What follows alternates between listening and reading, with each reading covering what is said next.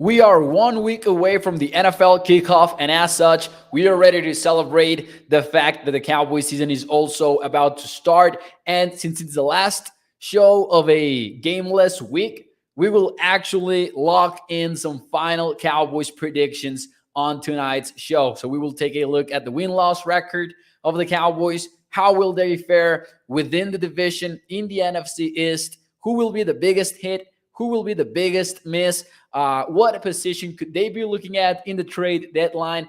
And a few more predictions here and there. So stay tuned because that's what we will get into tonight. We will also talk about something that is already a conversation in the comments from what I can see. Cavante Turpin's new number and a update slash non-update on Jason Peters. The Cowboys, dear Sam over at Facebook, one of the first questions on this show, did they sign Peters today? No, they didn't, or at least not that we know of. And actually, I usually put this my phone in do not disturb mode. Not this time though, because you never know. You never know how late this news can come in. What's up, Gregory, Jeffrey? Let me shout out some people here in the YouTube chat. 7-Eleven. Thank you. He says, I think Mo starts later now to run this thing almost an hour, like asked. So 7-Eleven. We've been running at about 40 minutes lately here on the show. 9 to 8 is my record prediction, says Toxic Tom. Thank you, everyone, for joining the show. Do me a favor. Hit the like button.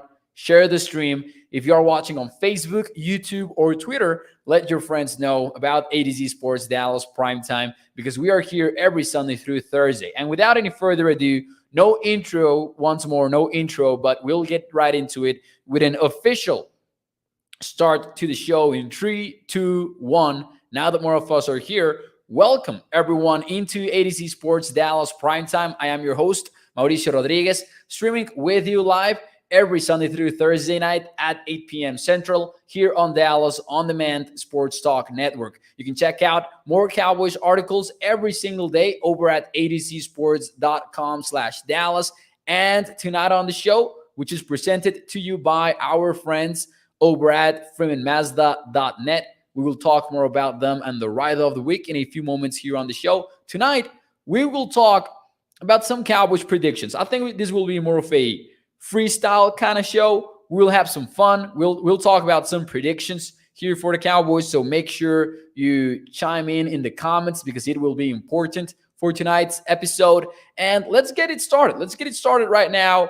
And we won't get it into the win-loss record until later. We'll talk about a few other stuff before we do that. And I think that we should start with some bold predictions. How about that? How about we start with some bold predictions? Let me know in the comments, what is your one bold prediction for the Cowboys 2022 season? It can be just about anything. Now, with bold predictions, you always come across some that are not that bold and some that are completely unrealistic. So maybe try to aim for somewhere in the middle. Mine, honestly, is not going to be that bold. 6 to Midnight says we're winning the NFC. There's no doubt. I agree with that one. Moncho says 5 wins. Now that's a bold prediction, especially considering the Cowboys win total prediction, according to the sports books and odds makers, sits at 10.5. That would be a big surprise. Professor O says my bold prediction, Malik Hooker leads the team in interceptions. I like that one, especially because Trevon Diggs will get the majority of, like if you ask anyone who will lead the Cowboys in interceptions, chances are the correct answer is Trevon Diggs, but I like Malik Hooker because he is the free safety. And as such, he should be in a lot of good opportunities to take that ball away. 6 to Midnight says winning 2 playoff games. Nicholas, this is the kind of bold predictions that I love. Nicholas says Turpin takes the opening Sunday night kickoff for a touchdown. Wouldn't that be something? Wouldn't that be a start to the season? Now, if that happens, though, like the Cowboys must win that game, right? Gregory says top 3 defense. 711 says Schultz leads all tight ends in the NFL in receptions. The Cowboys will have back-to-back playoff appearances since 2007, says Toxic Tom, which is, somewhat bold because of the fact that it hasn't happened since 2007, but also not that bold because it is expected to happen, right? Let's see. Lumen says lose to Minnesota in the first round of the playoffs. I don't like that one. 13 wins, NFC champions is Gilbert. What else? Christopher, number one defense this year, most takeaways and most points per game. There you go. All right, here's my bold prediction for you guys. And I went with a very specific one that is definitely doable. But I've got Dak Prescott running for over 350 yards. I don't know how bold this one is because he has actually done that before in his career. Dak Prescott ran for 357 yards in 2017. That was the Chaz Green season. That was the Ezekiel Elliott suspension season.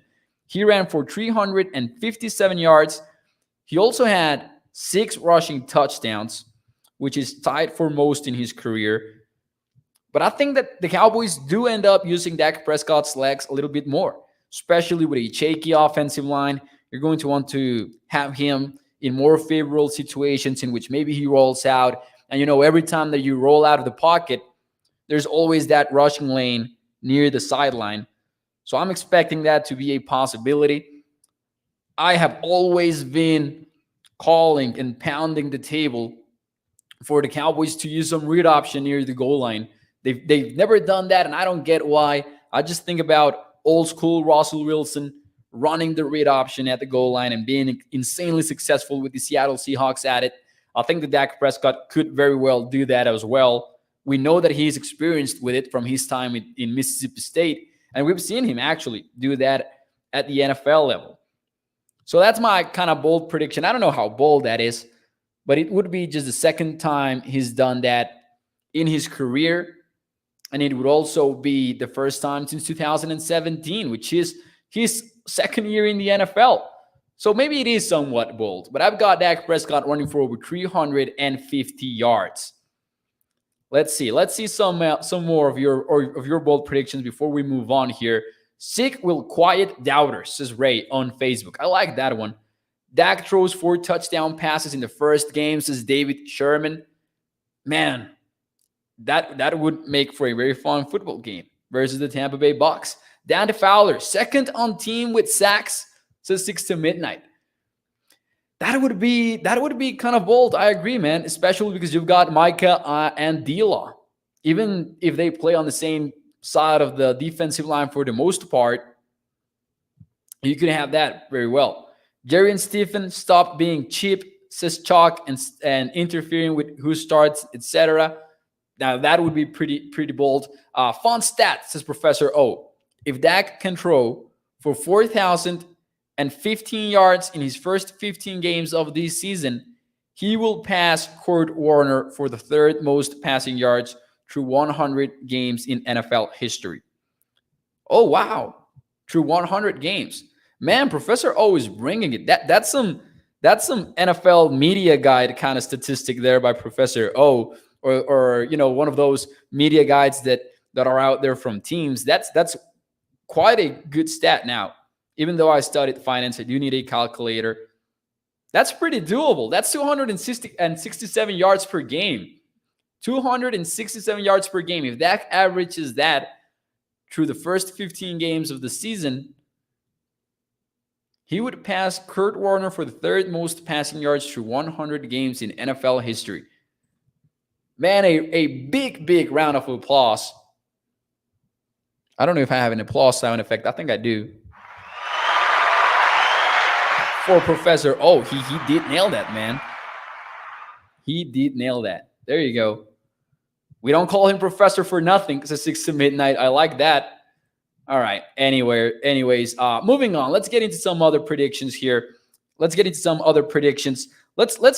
stick with the passing statistics, with the receiving statistics. Let me know in the chat. CeeDee Lamb is not an option here. CeeDee Lamb, if everything goes to plan, he will exceed 1,000 yards. That's what we are hoping for as Cowboys fans. And, objectively, it's likely to happen because if Dak Prescott is going to put up those numbers in today's NFL, you probably need your number one wide receiver to go for over 1,000 yards.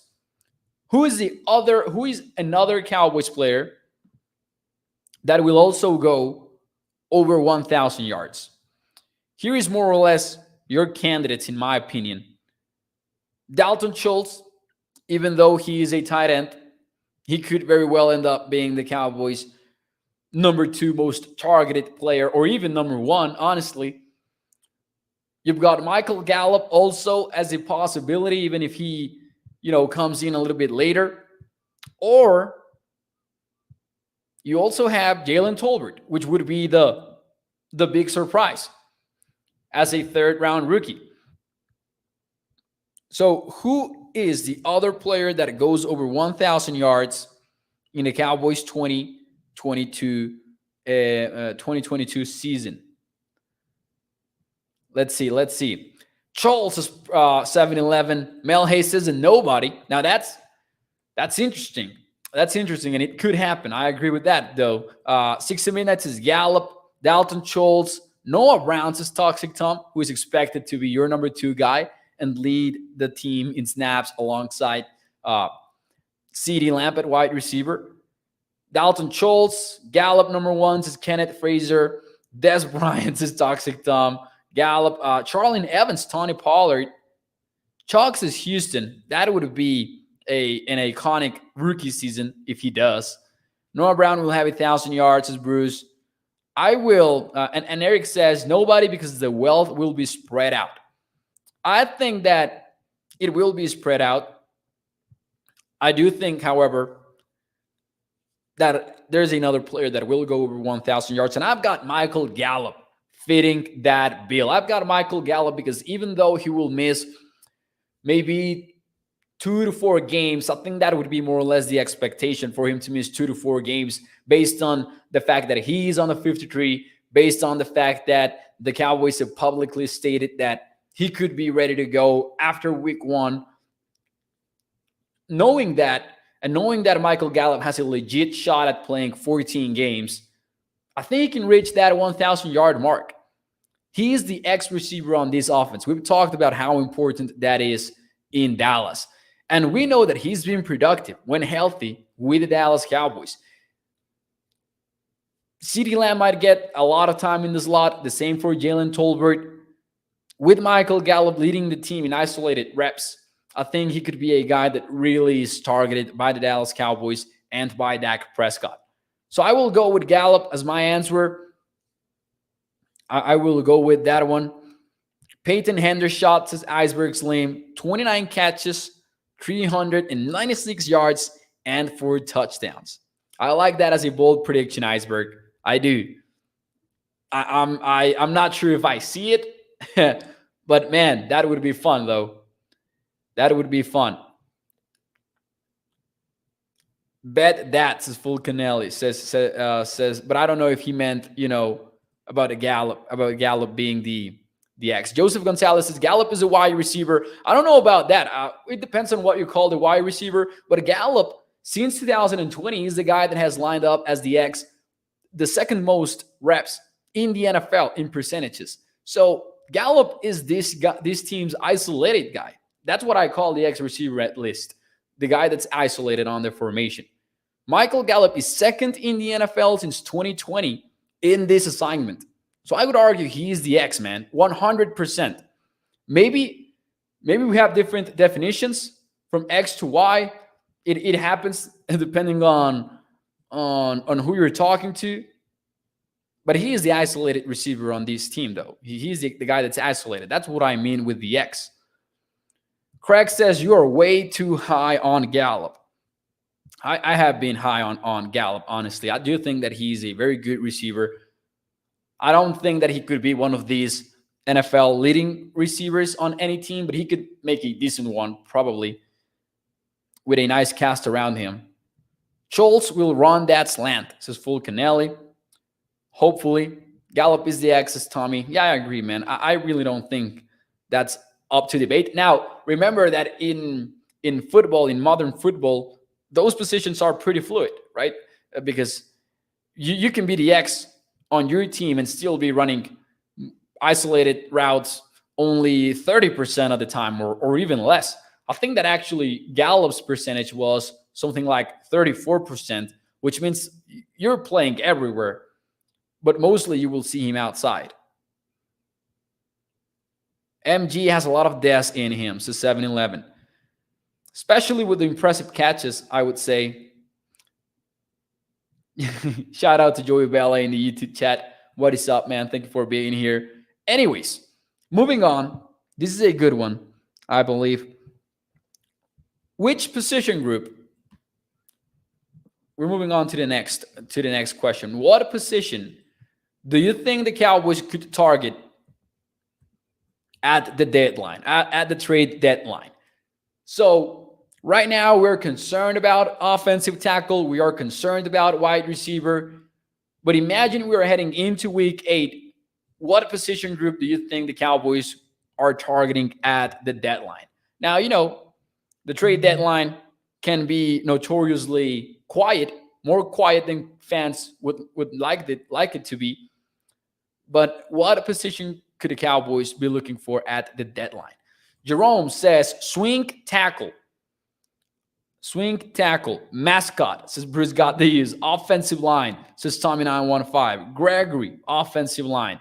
Special teams, kicker, says Brooklyn Joe. Mel went with special teams here. That's an interesting one, Mel. I would ask you to specify. Are you with Reuven and Amanda, and are you with Brooklyn Joe? Are you thinking about a kicker, or are you thinking about a returner maybe? Let us know in the comments. Let's see. Wideouts, says Bruce got the use. I like all of these predictions. I am going with a different one, actually. I am going with defense, believe it or not. I am going with cornerback. I like the Cowboys cornerbacks. Do not get me wrong. And I think this is one of the seasons in which I felt the most confident about a defensive backfield as a whole. Probably the most confident I've felt, actually. But you've got Trevon Diggs, Anthony Brown, Jordan Lewis. Anthony Brown and Jordan Lewis exceeded every single expectation set for them last year. There's really no reason to believe it won't be the case again in 2022. But still, the question mark remains because we've seen only that one season from them in which they have been playing at such a high level. So naturally, you are concerned. And if one of them goes down, if there is an injury at cornerback, I'm not sure I feel that good about the depth as I did before training camp in the preseason. You guys know what I'm talking about. Nashon Wright was, at least according to the media and fans, in the roster bubble heading into cut-down day. Kelvin Joseph's play was not inspiring either. So I think that a cornerback just being such a thin group across the entire league, such a day and night as soon as you lose one player kind of position. I think it's one position that they could be looking at mid-season. I've got cornerback in there.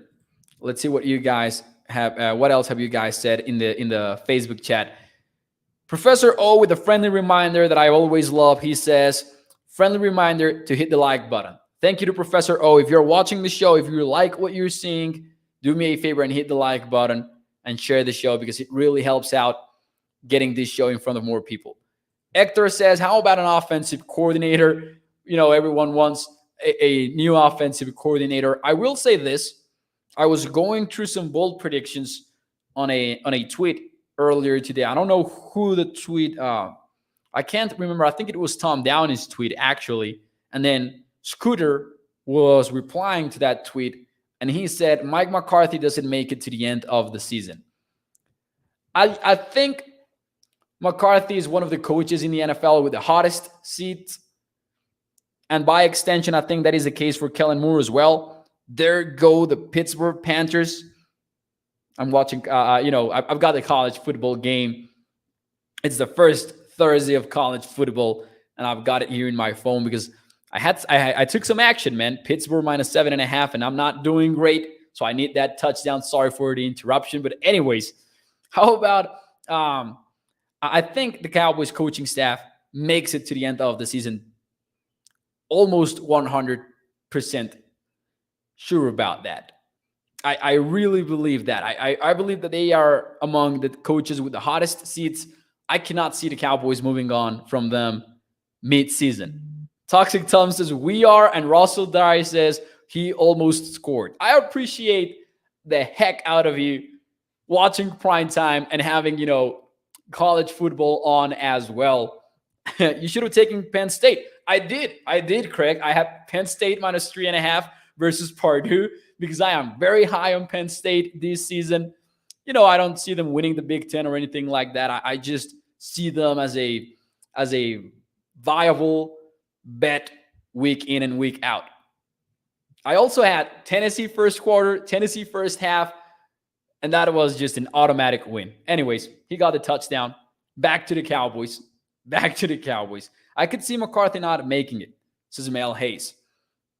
It would be a surprise to me, though, because I don't see a scenario in which the Cowboys really do as poorly as they would have to do for Mike McCarthy to be fired mid-season. It would have to be a bad season, and I don't see that happening, to be honest.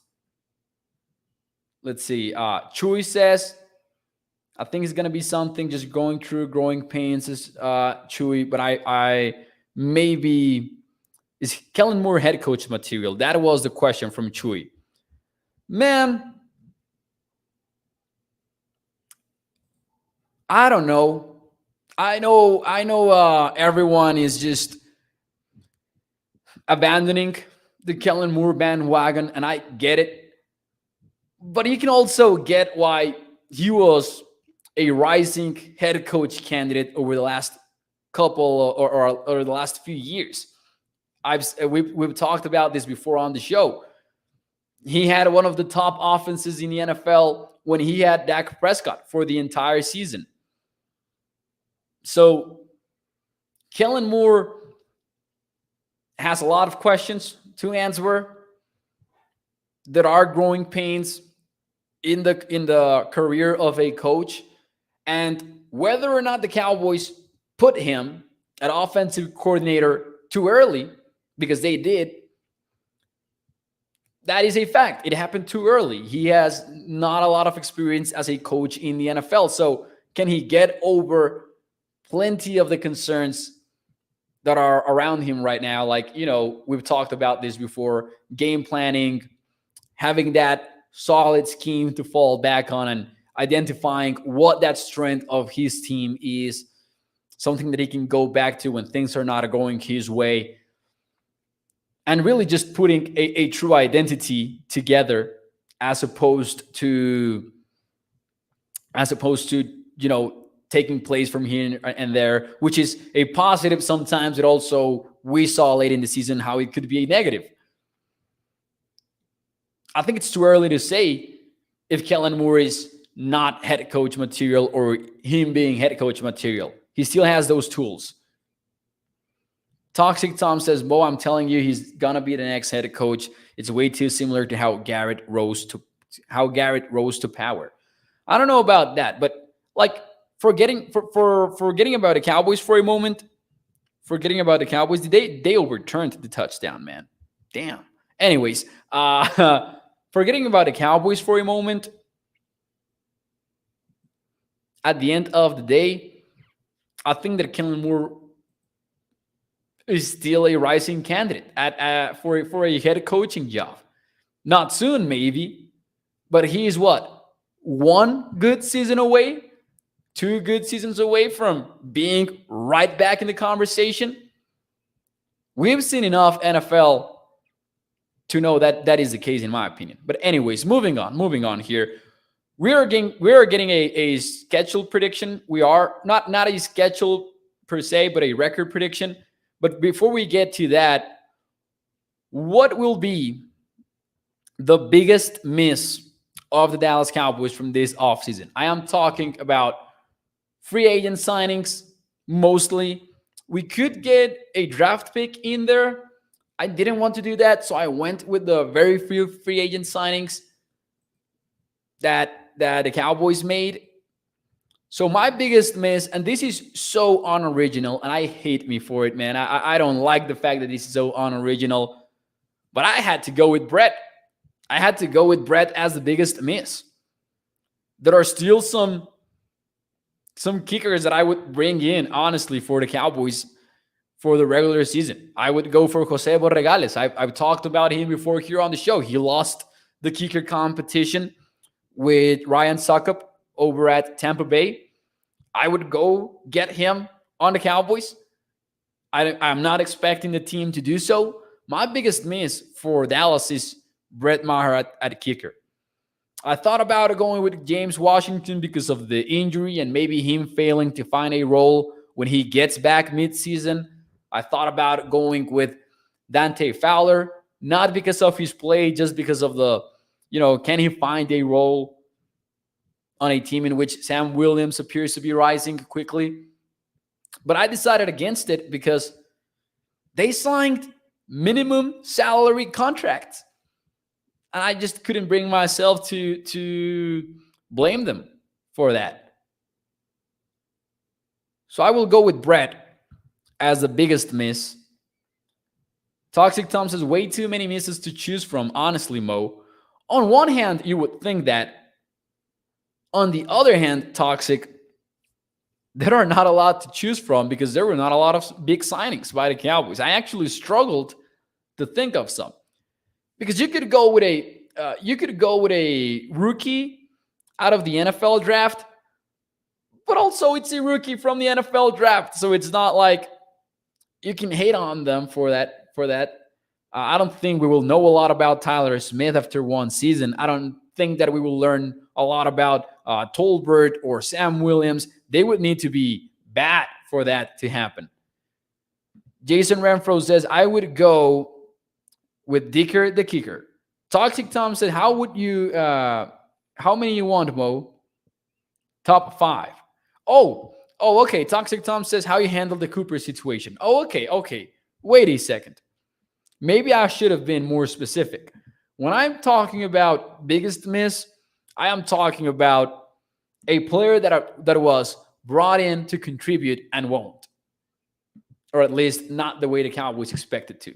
But yeah, if we are looking at misses from the Cowboys front office throughout the entire offseason, you get the Lyle Collins situation, you get the Amari Cooper situation, the Randy Gregory situation, not having a swing tackle, all of that. I agree with Toxic Tom on that. There was a plethora of misses by the Cowboys we could choose from. For example, Craig has an answer. He says Anthony Barr. Gregory says James Washington. But there are not a lot to choose from. Professor O says Jonathan Garibay, field goal attempts. I'll see myself out, says Professor O. Man, I really wanted Garibay to work out.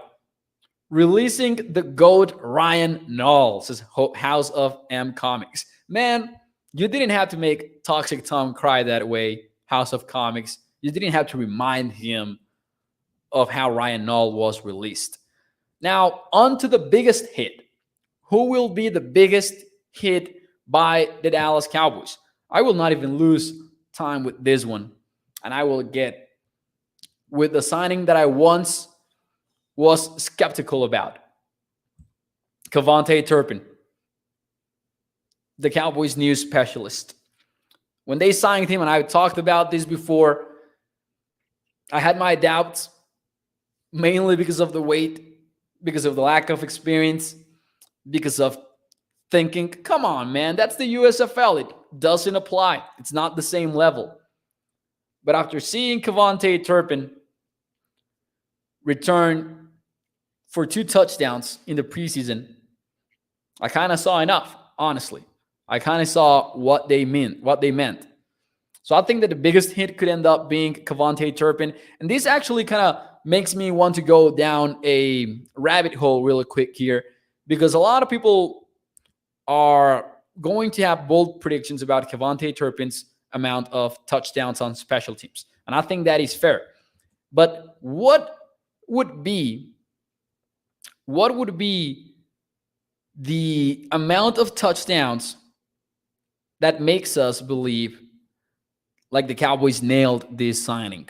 How many touchdowns would he need to have? And I actually put together an article on adcsports.com about it, in which I kind of looked at previous seasons and how many touchdowns you needed to have. And you only get seasons in which special teamers and returners specifically had maybe 2 touchdowns in the same season. And that was the case all the way back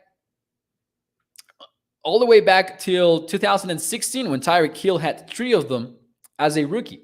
And I'm talking about punt return and kick return touchdowns combined.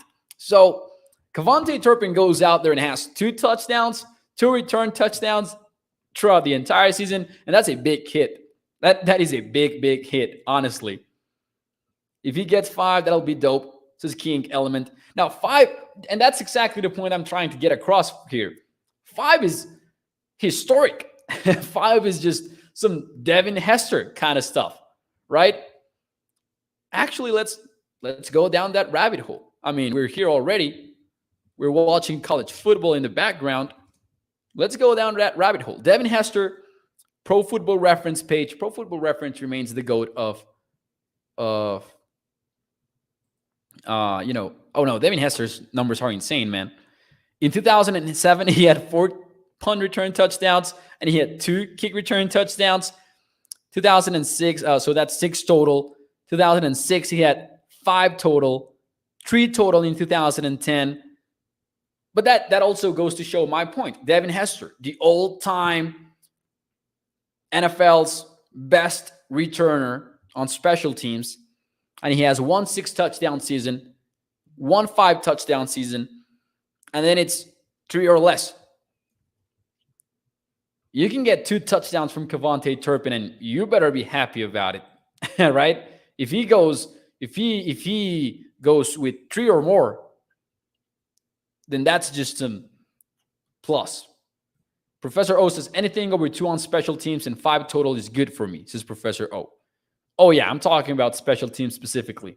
If he can get more on offense, then even better, right? Turpin reminds me of Dante Hall, more of Dante Hall than Hester, says King Element. That's fair. Christopher says, I think we're putting a lot of pressure on the kid, but I want 6. All right. Quite the bot there. We better use Turpin on offenses, Mark. I hope so too. And I've said this before, man. If you're going to involve him, I need him to run the route tree. I don't want him in there for gadget plays only. If he's not going to be in there for gadget plays only, honestly, I'm not sure if I want him in there a lot. I just hope that they get him in there in a creative way, but also get him to do some regular stuff so it's not as predictable. Now, by the way, Kevontae Turpin wearing number 9. How do you feel about that? Let me know in the comments as well, because I've got some thoughts about it. It does matter. I was reading your comments before I went live, and some people were saying, it's just a jersey number. Tony Romo didn't do enough to have this number that's essentially retired. And I agree with that. Tony Romo's number 9 should not be retired. That, to me, is pretty clear. The Cowboys have retired number 8, 12, and 22. Not officially. There has not been a ceremony in which they retired Troy Aikman's number or Staubach's or Emmitt Smith's. They just don't hand it to anybody. There was a player in training camp once that actually wore number 12. I remember the name. I don't remember the name, but Nick Idman wrote about it on his book, If These Walls Could Talk, which is a great book, by the way. But those numbers are not officially retired, but they are retired. We know that. Number 88 is not, and it has some meaning. Number 54 is not. It also has some meaning. There goes Pittsburgh once more. Number 94 is also not retired. It's got some meaning. So, when Turpin is handed the number 9 jersey, I'm not complaining about it, but I'm also not acting like it doesn't mean anything. It definitely does. The Cowboys give these jerseys to players that they believe in. Whether they have been right or wrong, that's a different story. Jalen Smith got number 9. Jalen Smith got number 9 and clearly didn't work out for them. They released him in October of last year. But they gave it to him for number 1, a very good personal reason. He was trying to honor a late teammate of his from Notre Dame. And, they had given him 54 previously at the beginning of his career. They make a big deal out of 88, out of how a wide receiver that's drafted by the Cowboys in the first round, he's set to get number 88. I really believe it means something.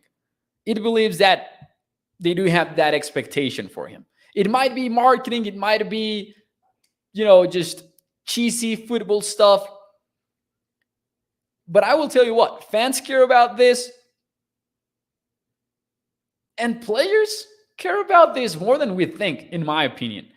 I remember Michael Lombardi's book on the Gridiron Genius, the Gridiron Genius book, and he talked about how they had this Player of the Week leather jacket that players would love to have, and you see the game ball ceremony after every single game. These are things that players actually care about. So I do think that Turpin wearing number 9 is cool. I do think it has some kind of meaning.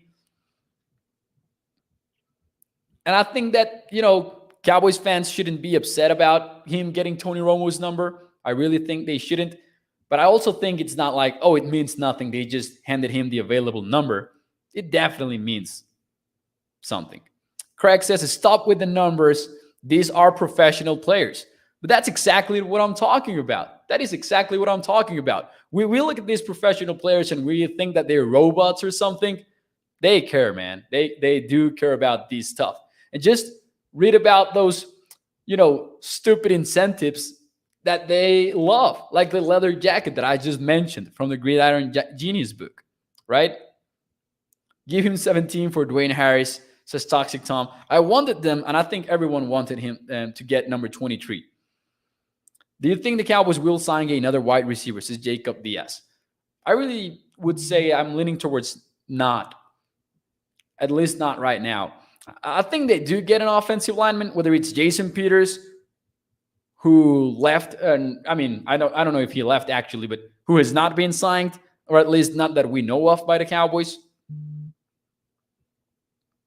And I actually got a Twitter notification and I had to check about it because you never know.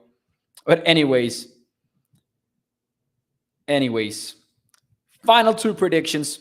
NFC East record. Let me know in the comments, what is your NFC record for the Dallas Cowboys?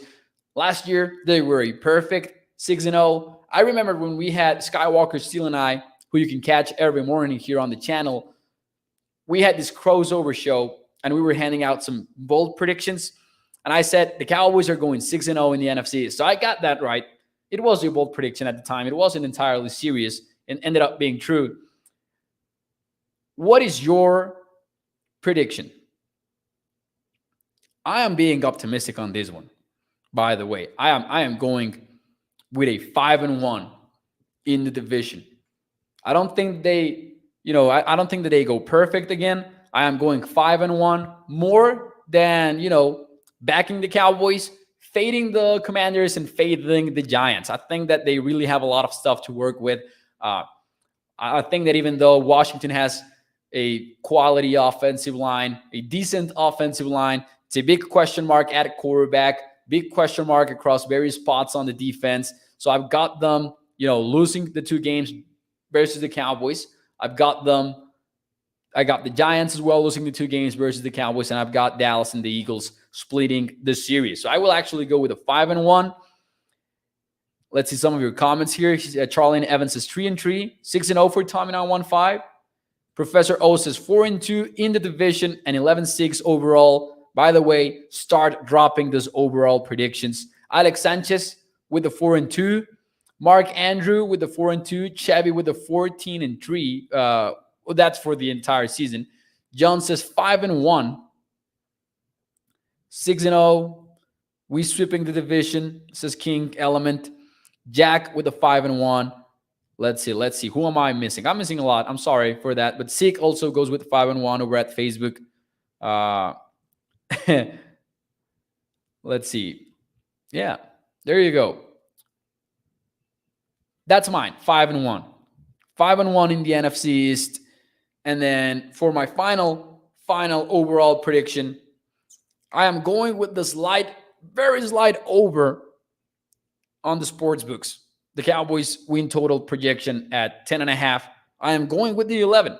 I think that they can get the 11 in big part thanks to the division. That's why I'm going with them 5-1 versus the NFC East. They will lose. They will definitely lose some tough games. They've got the Buccaneers to open the season, the Bengals. A little bit later, they play the Rams. Those three teams are more complete than the Cowboys, in my opinion, quite clearly. Then you have some tough December games as well. You've got the Colts, you've got the Titans. Those are losable games. The Vikings and the Packers stretch is also kind of tough. This is going to be an interesting season. It's going to be fun. I don't think that the Cowboys will be in a position to earn a number 1 seed or a number 2 seed. I think they're winning the division. I think that they're in the playoffs. They're hosting a game in the wildcard round. But, we'll see what happens. You never know when you get into the playoffs. So that's more or less my final predictions for the Dallas Cowboys. Tommy915 says Mo is trying not to look like a homer going with a 5-1. Hey, it's what I truly think about the NFC East.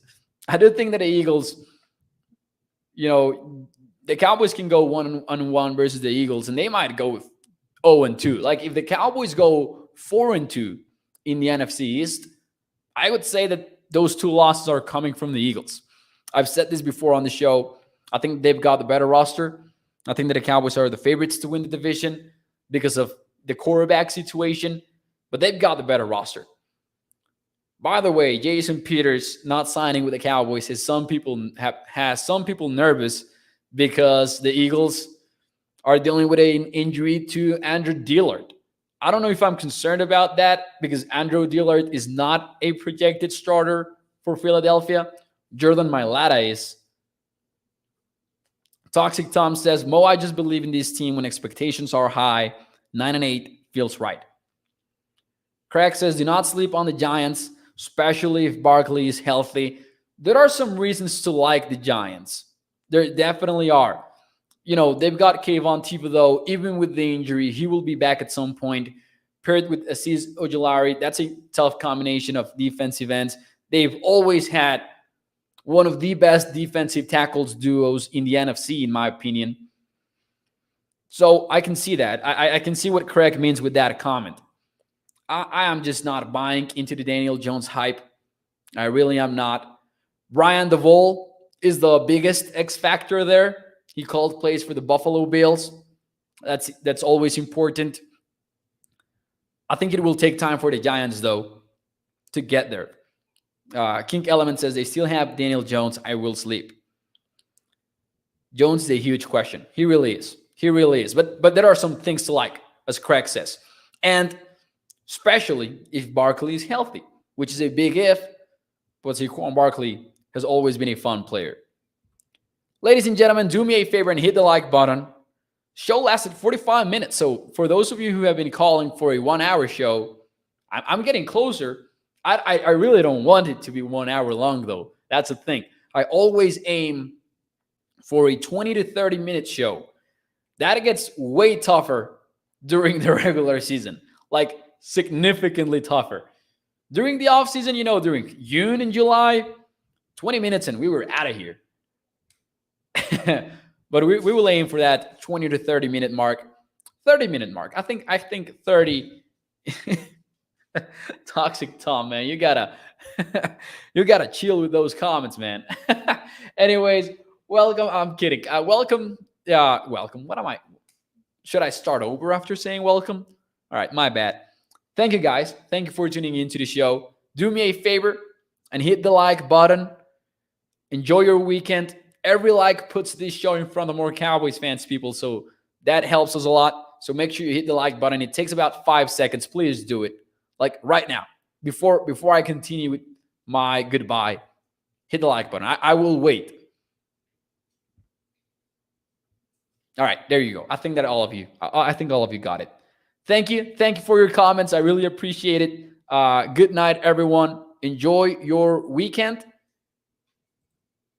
Oh man, I'm pulling a Skywalker Steel here right now. Skywalker Steel almost had this moment as well. This show was presented to you by our friends over at Freeman Mazda, and the ride of the week, the CX-5 2.5S Premium, a very fine vehicle. You can check it out on the website. All-wheel drive feature, the Wi-Fi hotspot, adaptive cruise control. It's got Apple CarPlay / Android Auto. And this is the best part of it all. Heated leather, memory, power, seating, and a miles per gallon capacity of 25 in the city. That goes up to 30 when you are in the highway. So make sure you check out the Freeman Mazda CX-5 2.5S Premium over at their website at freemanmazda.net.